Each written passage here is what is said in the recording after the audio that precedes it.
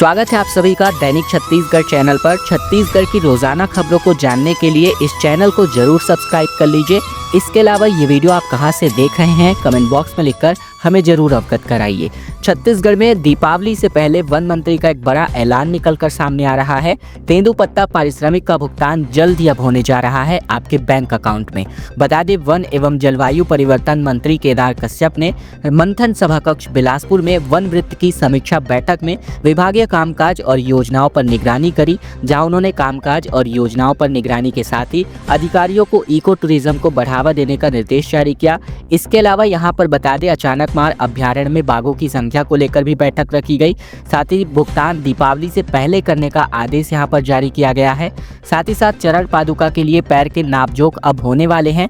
बैठक में वन मंत्री ने तेंदूपत्ता संग्राहकों को बचे हुए 1,70,00,000 पारिश्रमिक का भुगतान दीपावली से पहले करने का आदेश जारी किया। मंत्री ने कहा कि बैंक खातों की तकनीकी दिक्कतें दूर करके तत्काल इनके यानी हितग्राहियों के खाते में राशि का भुगतान किया जाए। कांग्रेस ने बिजली बिल के वृद्धि पर प्रदर्शन करते हुए मनेन्द्रगढ़ के बिजली विभाग कार्यालय का घेराव कर दिया और यहां पर बिल जला दिए गए।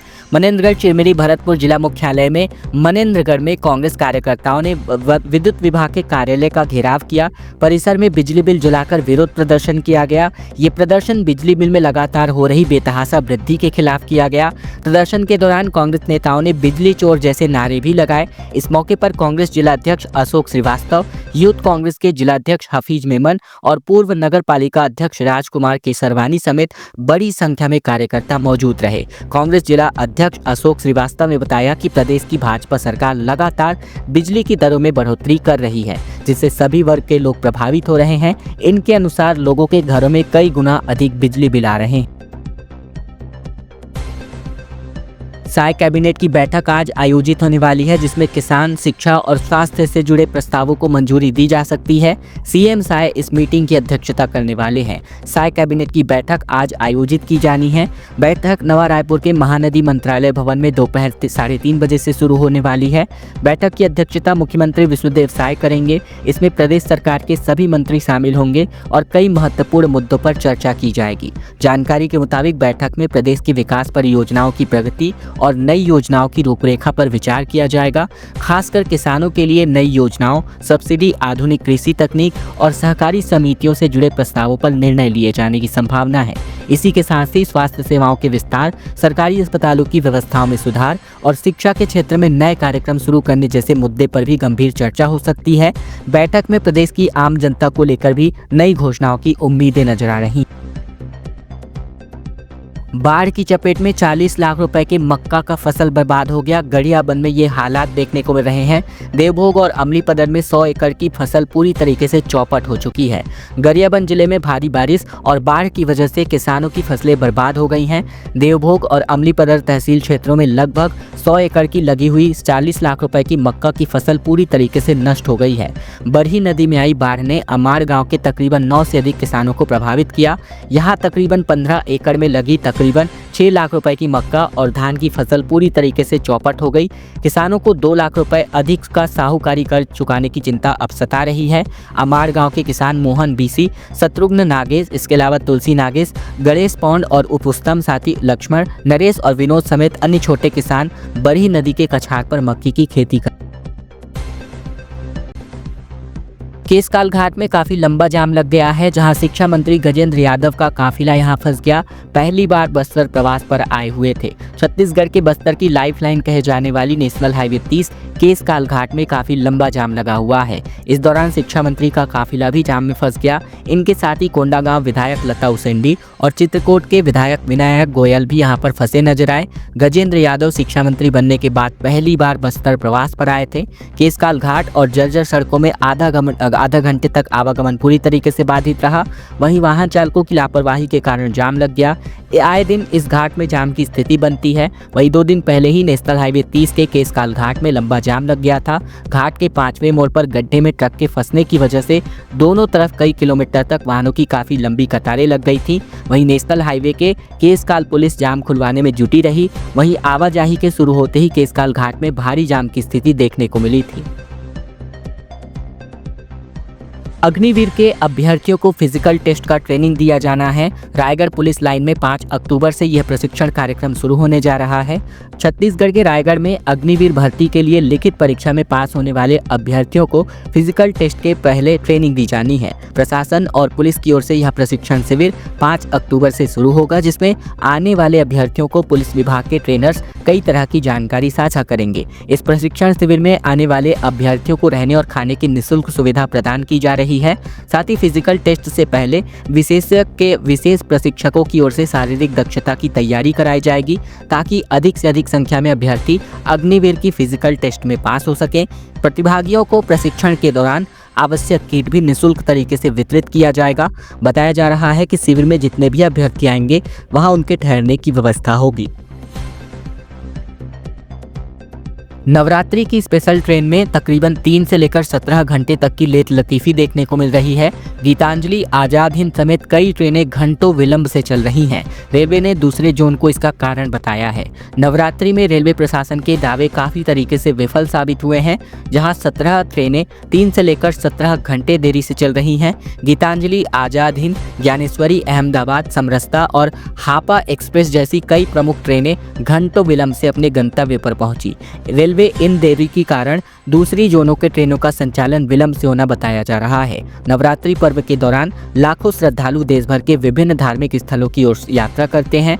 ऐसे में यात्रियों की सुविधा को ध्यान में रखते हुए रेलवे प्रशासन ने पूजा स्पेशल ट्रेनों को चलाने का और साथ ही अतिरिक्त कोच इसमें जोड़ने की व्यवस्था की है। हालांकि इन प्रयासों के बावजूद यात्रियों की परेशानियां कम नहीं होती।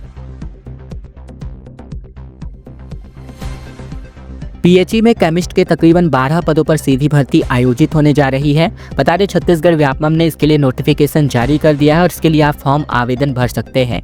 छत्तीसगढ़ की व्यावसायिक परीक्षा मंडल यानी व्यापमं ने लोक स्वास्थ्य यांत्रिकी विभाग में केमिस्ट यानी कि तृतीय श्रेणी के 12 पदों पर सीधी भर्ती के लिए विज्ञापन जारी किया है। इसके लिए केवल छत्तीसगढ़ के स्थानीय निवासी ऑनलाइन आवेदन कर सकेंगे। अभ्यर्थियों के आवेदन की प्रक्रिया व्यापमं की आधिकारिक वेबसाइट के माध्यम से किया जाएगा। शैक्षिक योग्यता किसी भी मान्यता प्राप्त विश्वविद्यालय से किसी एक विषय के रूप में यानी रसायन विज्ञान के साथ बीएससी उत्तीर्ण होना आवश्यक है। ऑनलाइन आवेदन की तिथि 29 सितंबर से शुरू कर दी गई है। ऑनलाइन आवेदन की अंतिम तिथि की बात करें तो 22 अक्टूबर तक इसके लिए आप अपना फॉर्म भर सकते हैं छत्तीसगढ़ व्यापमं में।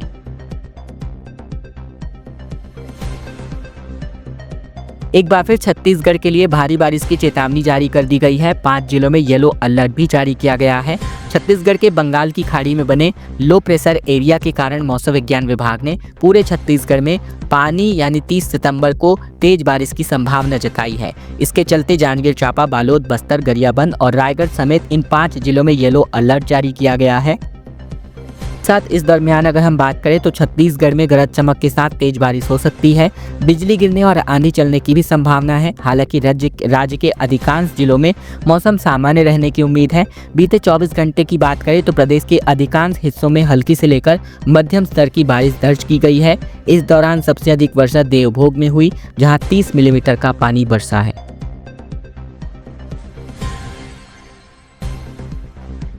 राजधानी में 2 और 31 अक्टूबर को मांस और मटन की बिक्री पर पूर्णतः प्रतिबंध रहने वाला है। उल्लंघन करने की स्थिति में कार्यवाही बेहद भयंकर तरीके से होने जा रही है। राजधानी रायपुर में महात्मा गांधी जयंती यानी 2 अक्टूबर और महावीर निर्वाण दिवस यानी 21 अक्टूबर के अवसर पर नगर पालिका निगम ने मांस और मटन के विक्रय पर पूर्णतः प्रतिबंध लगाने का निर्णय किया है। नगर पालिका निगम के स्वास्थ्य विभाग और जोनल अधिकारी ने इस आदेश को पालन करने सुनिश्चित करने और उल्लंघन करने की स्थिति में दुकानदारों और होटलों के खिलाफ सख्त कार्यवाही करने की चेतावनी दी है।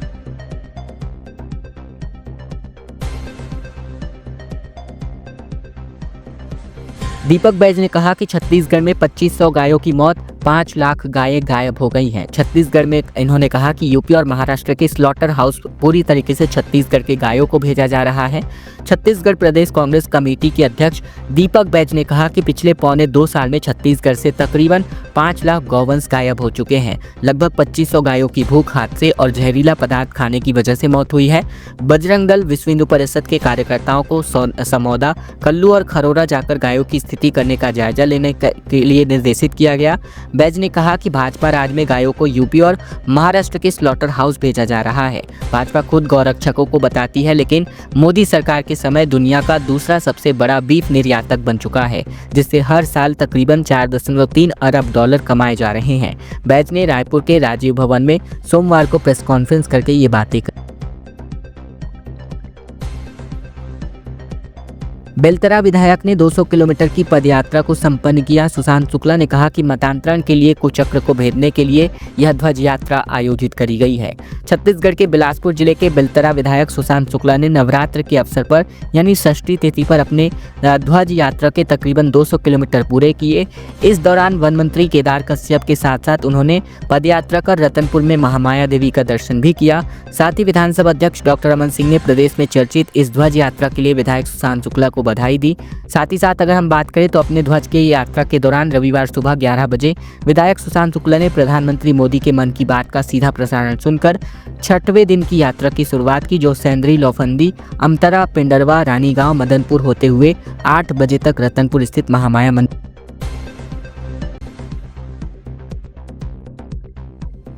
एक स्कूटी और इस पर 5 युवक सवार थे। हाईवे पर स्टंटबाजी देखने को मिली, जहां सीट पर 4 लड़के जबकि 5वें को कंधे पर लिटा करके गाड़ियों को दौड़ा दिया गया। छत्तीसगढ़ के बीजापुर में तकरीबन लड़कों के स्टंटबाजी करने का वीडियो सामने नहीं आया है। 5 युवक एक स्कूटी पर सवार होकर बिना हेलमेट के हाईवे पर स्टंट करते दिख रहे हैं। साथ ही साथ बता दें, पीछे 4 लड़के बैठे हुए हैं। एक लड़का स्कूटी चला रहा है और पीछे 3 बैठे लड़के 5वें लड़के को कंधे पर उठाए हुए हैं। राहगीरों ने वीडियो बनाकर युवक को अंगूठा दिखाया और फिर मुंह छिपाकर दूसरी ओर भाग गए। ये घटना बीजापुर के पुराना पेट्रोल पंप के क्षेत्र की बताई जा रही है। साथ ही साथ इस वीडियो के सामने आने के बाद से ट्रैफिक पुलिस अब सख्त एक्शन लेने की बात कह रही है।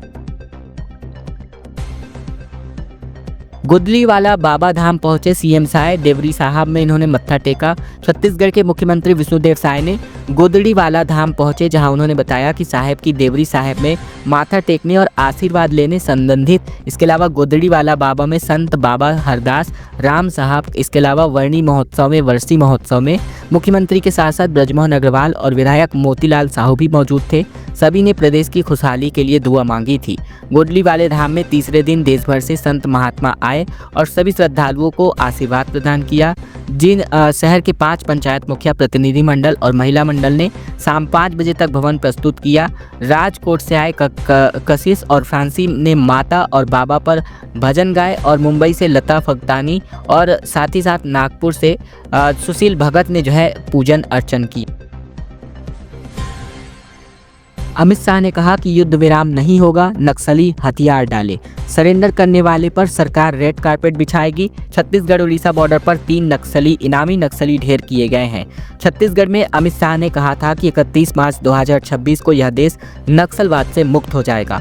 बता दें, आज मैं दोहरा रहा हूं, सुरक्षा बलों ने वीरता दिखाई है। हम इस लक्ष्य को जरूर हासिल करेंगे। नक्सली हथियार डालकर सरेंडर करना चाहते हैं तो उनका स्वागत है। सुरक्षा बल उन पर एक भी गोली नहीं चलाएगी, लेकिन युद्ध विराम नहीं होगा। केंद्रीय गृह मंत्री अमित शाह ने ये बातें 28 सितंबर 2025 को नई दिल्ली में नक्सल मुक्त भारत विषय पर सेमिनार में कही। साथ ही इन्होंने कहा कि सरेंडर करने वाले पर हमारी सरकार में रेड कार्पेट, वरना गोली का जवाब गोली से देने। शाह ने बताया कि 2024 से लेकर 2024 में 290 नक्सली मारे गए, जबकि 1090 नक्सलियों की गिरफ्तारी और 881 ने आत्मसमर्पण किया था। राज्यपाल बनाए जाने की चर्चाओं के बीच डॉक्टर रमन सिंह का एक बड़ा बयान सामने आया है। इन्होंने कहा कि छत्तीसगढ़ से क्यों हराना चाहते हैं मेरी विदाई। बता दें, छत्तीसगढ़ के राज्यपाल बनाए जाने की चर्चाओं के बीच छत्तीसगढ़ विधानसभा अध्यक्ष और पूर्व मुख्यमंत्री डॉक्टर रमन सिंह ने बड़ा बयान जारी किया है। इन्होंने कहा कि मुझे राज्यपाल बनाकर क्यों छत्तीसगढ़ से विदाई करवाना चाहते हो। छत्तीसगढ़ में ही मेरे लिए सब कुछ है। मैं छत्तीसगढ़ में ही रहना चाहता हूं, लेकिन आगे क्या होगा ये कोई किसी को कभी नहीं पता, नहीं जानता। ये बयान उन्होंने महासमुंद में विधायक योगेश्वर राजू सिन्हा के जन्मदिन के अवसर पर आयोजित महारुद्राभिषेक कार्यक्रम में शामिल होने के बाद मीडिया से मुखातिब होते हुए इन्होंने कही। रायपुर में नेशनल हाईवे पर रईस जादव की स्टंटबाजी देखने को मिली। लग्जरी कारों की सनरूफ पर लटके नजर आए 15 लोगों को जेल हो चुकी है, जबकि 6 गाड़ियां इनसे जब्त की गई है। छत्तीसगढ़ में इन दिनों बर्थडे सेलिब्रेशन का अंदाज काफ़ी खतरनाक होता जा रहा है। कभी केक काटने के लिए तो कभी हथियार तो कभी लग्जरी कारों से सड़कों पर स्टंटबाजी कर रहे हैं। साथ ही साथ बता दें कि यहाँ अब रायपुर से ही एक ऐसा वीडियो वायरल हुआ है जिसमें रईस जादव का काफिला नेशनल हाईवे पर फिल्मी स्टाइल में स्टंट करता दिखता है। भास्कर डिजिटल सर्वे की खबर के बाद थाना सिविल लाइन पुलिस ने एफआईआर दर्ज क्यों नहीं की। एसएसपी लाल उमेश सिंह ने बताया कि 15 लोगों का गिरफ्तार कर सेंट्रल जेल भेजा गया है, जबकि तीसरा ऑप्शन था, इसमें 6 गाड़ियां जब्त की गई हैं। साथ ही पुलिस ने आरोपियों के मीम्स भी बनाए हैं और इसके लिए जारी किया गया है। रायपुर में नेशनल हाईवे पर रईस जादव की स्टंटबाजी करने का वीडियो सामने आया। लग्जरी कारों की सनरूफ पर लटकते नजर आए 15 लोगों को अब जेल हो चुकी है और 6 गाड़ियों को जब्ती भी की गई है। छत्तीसगढ़ में इन दिनों बर्थडे सेलिब्रेशन का अंदाज बेहद खतरनाक होता जा रहा है। कभी केक काटने के लिए हथियार तो कभी लग्जरी कारों से सड़कों पर स्टंटबाजी होती है और अब रायपुर में भी ऐसे ही वीडियो वायरल होने लगे हैं, जिसमें कई रईस जादव का काफिला नेशनल हाईवे पर फिल्मी स्टाइल में स्टंट करता दिखाई देता है।